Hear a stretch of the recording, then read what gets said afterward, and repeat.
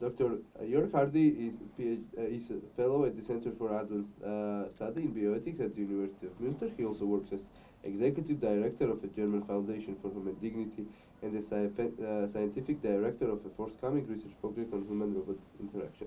Dr. Hardy has studied philosophy, linguistics, mathematics, and law in Münster, where he received his PhD, and he received his habilitation, postdoctoral qualification at the Free University of Berlin. He has published 4 books, and he currently works on a monograph about autonomy and dignity.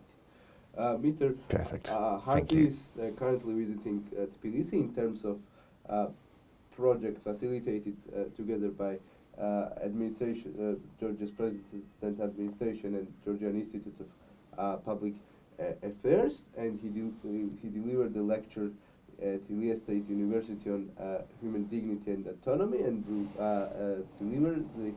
will deliver a lecture on the same issue at Tbilisi Technical University. Welcome, Mr. Hardy. Thank you for being with us. The pleasure is all mine. Thank you for the very honorable invitation. So, Mr. Hardy, maybe we start with the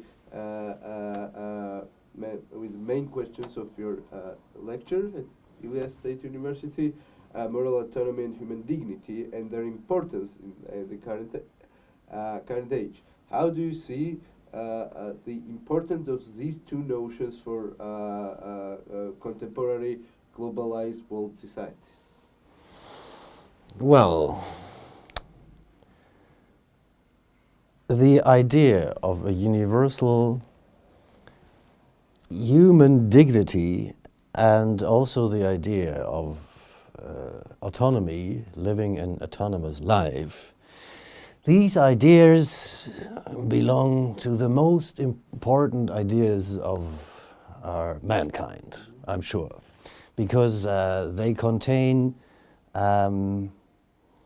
the very idea of conducting a good, successful life.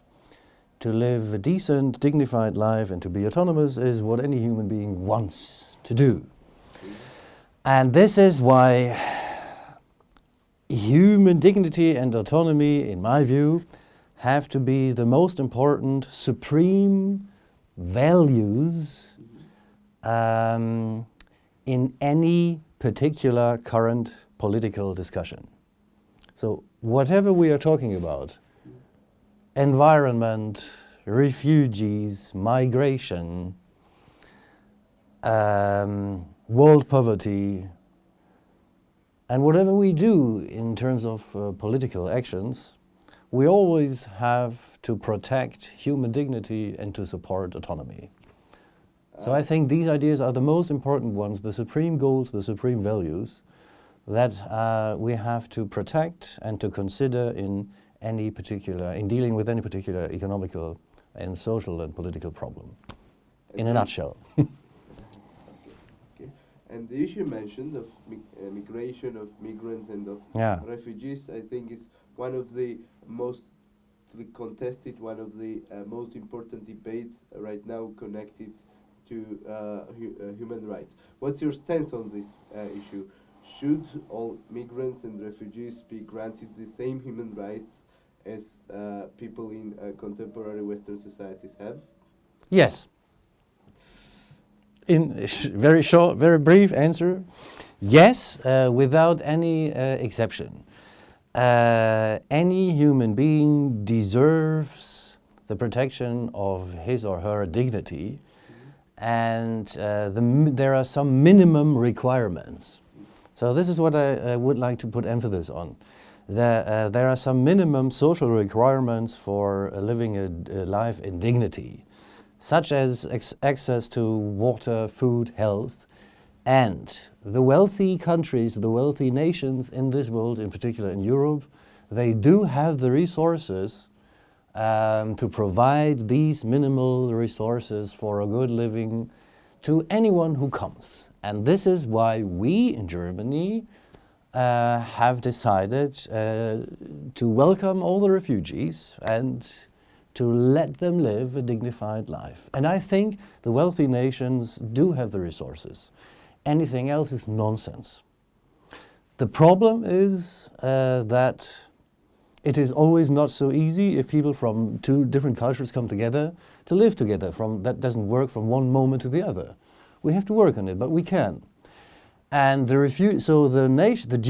wealthy nations, I think, have the duty to welcome the refugees, and the refugees have the duty to accept the laws of the country, of the hosting country. That's their duty.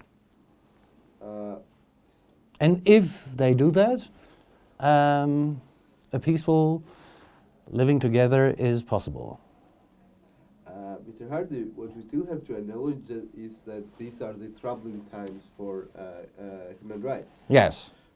Trump in the US, Brexit in the UK, a rise of right-wing extremists all over Western as well as Eastern Europe, the same in Philippines, the same in many countries of Asia. Can we, in this situation, still insist on such a base of human rights, which relies on people being autonomous, people accepting and respecting each other's rights, people viewing each other as equals? Yes, we can. And how can we insist on it?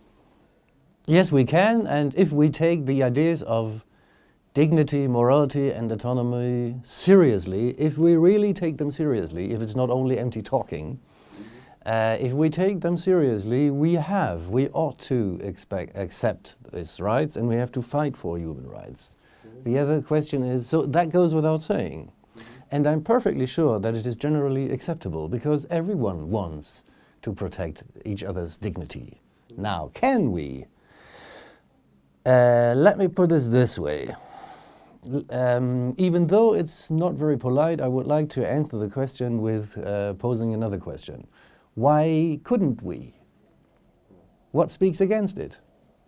So if the question, can we still maintain human rights, if this is your point. So if the question is, should we, then my perfectly clear answer is yes. If the question asks, are we able to do that, then my answer is also yes. In the European countries we can. We have the resources and we have enough education and understanding. If the question is, can we maintain protection of human rights everywhere, my answer is obviously no. We can't, because there are countries in which human rights are obviously not accepted, but human beings are harmed, violated, and humiliated. And what we have to do is to do whatever we can to help those people. And another thing that we really have to do, and it is very often it is the importance has not been really recognized. Education and enlightenment. Education and enlightenment, talking about the importance and the value of human rights everywhere to everyone and in any discussion. And extreme political movements are the most dangerous thing in these days. And political extremists deceive people. They don't even really believe in what they're saying, right? They're preaching wine, they're preaching water and drink wine themselves. They deceive people. And people have to know that extremists deceive anyone. Don't let yourself be deceived. This is the moral. They won't do anything better, right? All they can do is to appeal to some spontaneous emotions like fear. There is no real rational groundwork, there basis for fear. No one has to be afraid of any stranger. There is no reason for fear. You have to fear extremists. There was very important advice in nowadays. Mr. Hardy, many scholars as well as practitioners or legal activists of human rights view it as a dynamic process. The number of human rights rises, we always interpret what a certain right means in this current situation. So my question, I would like to address this issue with my question. What do you think is the future of human rights? A very near future. What do you think are the human rights that are going to become more and more important in next decade or the one after? Yeah, I think there are obviously some basic human rights, such as the right to live a secure life. Those rights expressed in the Universal Declaration of Human Rights. However, due to social dynamics, the scope of human rights will have to be extended. One particular and particularly important, say, new human right will certainly be the right to have access to public information. So I think politicians and scholars have to think about regulations that secure everyone's access to information about her person. Yeah? So we have to find regulations about, for instance, what social media can do. We have to look we have to make sure that social media do not abuse the information they get very easily. Because a human right that has often been overlooked, that will become very important, is the right of privacy. We need to have our own privacy, and to this belongs the right to manage the information that others have about us. Another very important issue is, as I think, how to put it?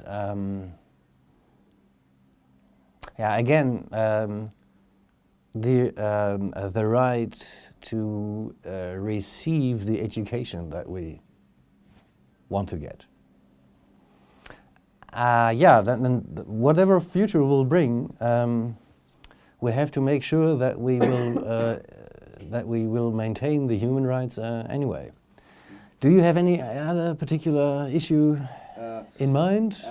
Maybe before we finish, we divert a bit from the issues of human rights. Yeah. And you also work as a scientific director of forthcoming research project on human-robot interaction. So my question is, how do you see this issue of robots and human interaction with robots becoming more important in the next years, and what do you think is the role of philosophy? Very good. Perfect question, very difficult to answer. First of all, in a way, yes, I'm very grateful to you for this question, because in a certain respect, philosophically taken, we are still in the domain of our previous talk, because what we also have to do in order to maintain and to protect human rights is to find regulations, legal and social regulations of the human-robot interaction. So robots, autonomously working systems of artificial intelligence, have actually become, in a way, members of our social society. And so they have become members of our moral society and moral community. And that's why we have to make sure that we just have to be aware of the fact that autonomous systems, and robots in particular, autonomous systems such as autonomously driving cars, have to be programmed, designed, and structured the way that they include moral decision factors, right? So that they will work the way that they don't harm people. There are conflicts, of course, but these conflicts can be resolved. And actually, many scholars working in the field of computer science are very well aware of this demand, of this challenge. Right? There is, let's say, a social challenge to computer science and to artificial intelligence in general. And what we have to do, and what I try modestly to work on in my own projects, is just to find a rational and generally acceptable way to implement moral decision factors into programs of autonomous systems. Let me please add one or two more sentences about the problem of extremists in the current political situation. When it comes to extremists, the people should be aware of a very, very simple fact that has been proven very often in the history. Apart from their completely wrong political and ideological orientation, extremists are generally just unable to manage and solve political problems. They want to get votes, they want to get people, they want to get money, but they never take serious political Decision? let me put it this way. We have to find the proper word. They do not really. Oh yeah, the thing is, the extremists do not really want to take responsibility. They do not want to be responsible, and that's why they don't want to find serious solutions for political problems. This is what people should know. And once you have become aware of this fact, you won't be deceived from them. That's what I wanted to say. Thanks. That is important to add. And your country actually has a good democratic culture. Good democratic culture? Yes, now. Georgia? Yeah, I think so. Ah. It's much better than in Russia. That's true. And again, education in school and universities is the most important thing. The more you know, because education supports autonomy, right? The more you are able to think over the world by yourself, using your own reason, right? The less you depend on others, right? The autonomy of your reason is the most forceful weapon for fighting for human rights. The autonomy of reason protects human rights. And the more educated you are, the harder it is for extremists to be serious. Yes, exactly. That's it. That's it. Exactly. And look what dictators in the world do at first. Clothing schools and universities, right? They all do the same because they know that education and enlightenment and logical thinking, actually, and the authority over your own reason is the most powerful instrument for humanity, democracy, autonomy, and therefore the most dangerous thing for them, the tyrants, the dictators.